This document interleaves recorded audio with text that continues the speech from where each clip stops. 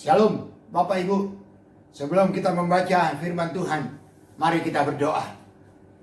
Bapa di surga, mohon anugerah-Mu kepada kami di dalam kami membaca dan merenungkan firman-Mu ini. Dalam nama Yesus Kristus kami memohon. Amin. Bapak Ibu, khotbah epistel untuk minggu ini terambil dari Kejadian 37 ayat yang ke-23 sampai dengan 30.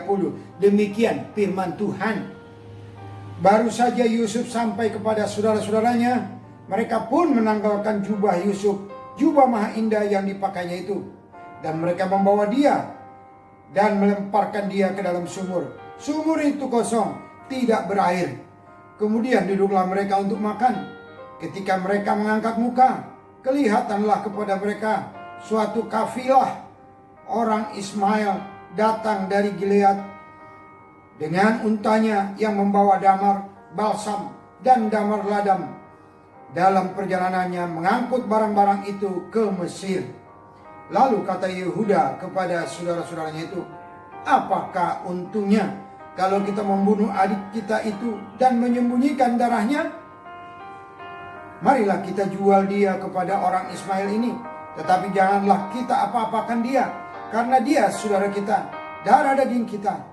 Dan saudara-saudaranya mendengarkan perkataannya itu. Ketika ada saudagar-saudagar Midian lewat, Yusuf diangkat ke atas dari dalam sumur itu, kemudian dijual kepada orang Ismail itu dengan harga 20 sikal perak.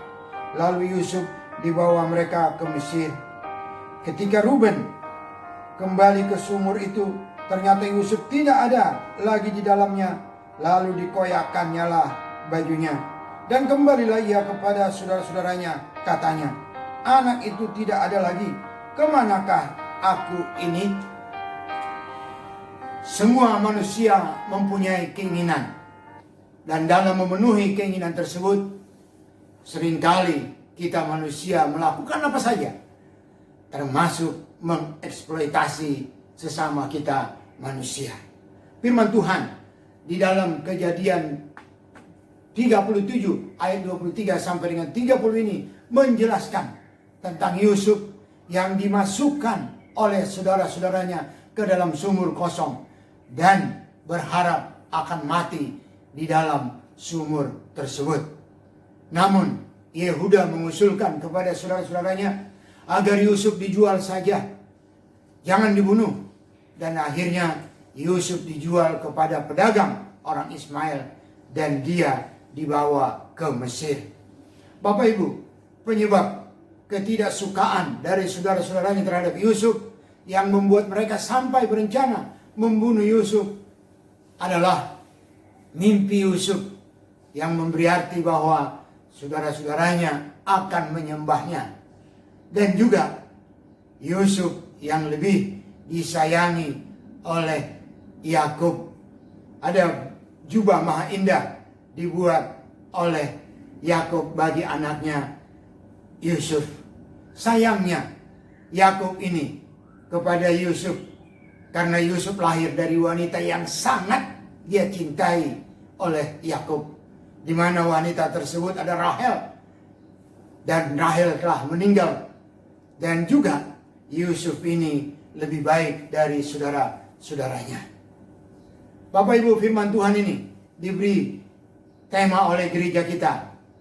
Manusia tidak untuk diperjualbelikan. Gereja kita melalui tema ini mau mengingatkan warganya, mau mengingatkan kita agar kita tidak memperjualbelikan sesama kita.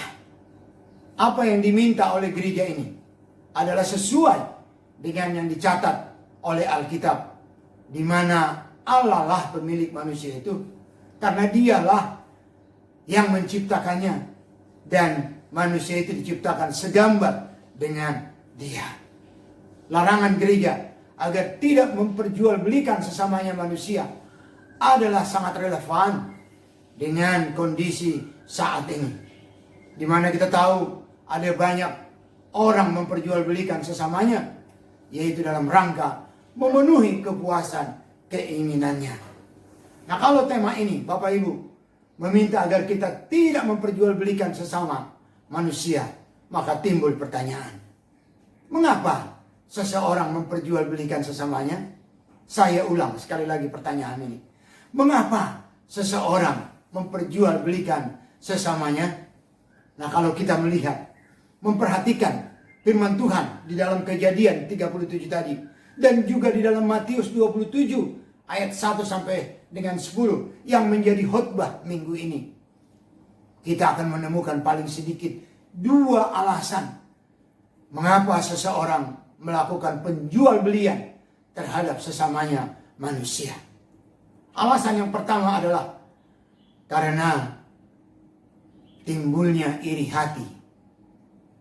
Itu kita bisa baca dalam Kejadian 37 ayat 11 dan juga ayat yang ke-27.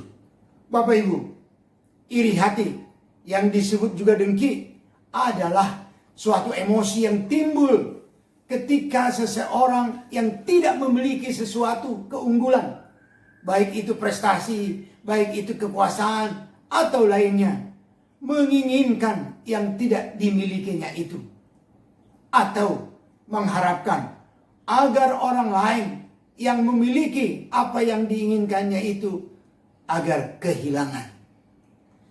Bapak Ibu sekalian, jadi bukan hanya ingin memiliki apa yang tidak dimilikinya itu, tetapi kalau perlu agar apa yang dimiliki orang lain hilang. Jadi demikian ngerinya iri hati itu, Bapak Ibu sekalian. Tentu menghilangkan apa yang dimiliki orang lain tersebut bisa termasuk menghilangkan pemiliknya. Nah, kalau kita memperhatikan Alkitab, kita akan melihat dampak dari iri hati ini yang sangat mengerikan, di mana orang yang memiliki apa yang diinginkannya itu dihilangkan atau dibunuh. Kita bisa melihat dari peristiwa Kain yang membunuh adiknya Habel. Di dalam Kejadian 4, Bapak Ibu sekalian, Kain iri terhadap Habel karena Allah menerima persembahan Habel, sedangkan persembahan Kain tidak diterima oleh Allah, sehingga ia membunuh adiknya. Juga kita bisa melihat dalam peristiwa Saul dengan Daud, di mana ketika bangsa Israel lebih banyak memberi puji-pujian kepada Daud, maka Saul marah kepada bangsa Israel. Dan Saul ingin melenyapkan Daud, Bapak Ibu sekalian. Kita bisa melihat dalam 1 Samuel 18 ayat yang ke-8 dan juga ayat yang ke-17. Nah, Bapak Ibu, dalam peristiwa Yusuf ini, kalaupun saudara-saudaranya akhirnya tidak membunuh dia, namun saudara-saudaranya tidak menginginkan Yusuf ada di tengah-tengah mereka, sehingga mereka menjual Yusuf. Bapak Ibu, sebagai orang percaya, agar kita tidak terlibat dalam hal menjual beli sesama manusia, kita harus menghilangkan iri hati. Dan untuk menghilangkan iri hati ini, kita harus bersyukur dengan apa yang kita punya.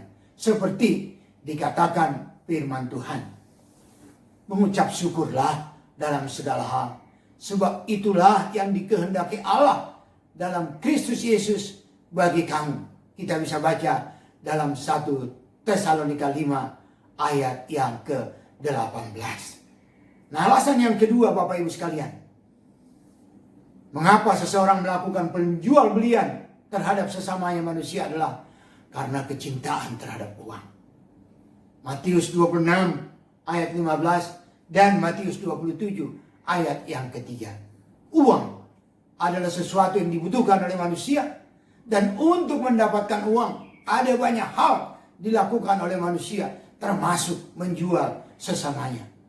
Penjualan manusia ini yang sering kita sebut human trafficking, yang cukup banyak terjadi saat ini. Nah, Bapak Ibu, dalam firman Tuhan yang menjadi khotbah pada minggu ini, dalam Matius 27 ayat yang pertama dan sampai dengan ayat 10, dijelaskan bahwa Yudas Iskariot menjual Yesus karena uang. Yudas Iskariot ini sangat mencintai uang. Dia sering mencuri uang. dari kas yang dia pegangnya. Kita bisa baca di dalam Yohanes 12 ayat yang ke-6. Kecintaan akan uang dapat membuat siapapun melakukan kejahatan, termasuk menjual orang yang dekat dengannya, seperti Yudas Iskariot. Bapak Ibu, firman Tuhan dalam 1 Timotius 6 ayat 10 mengingatkan orang percaya bahwa cinta akan uang adalah akar dari segala kejahatan. Nah, agar kita sebagai orang percaya terhindar dari perbuatan jahat demi uang, termasuk melakukan penjualan manusia, mari kita mencukupkan diri dengan apa yang kita punya.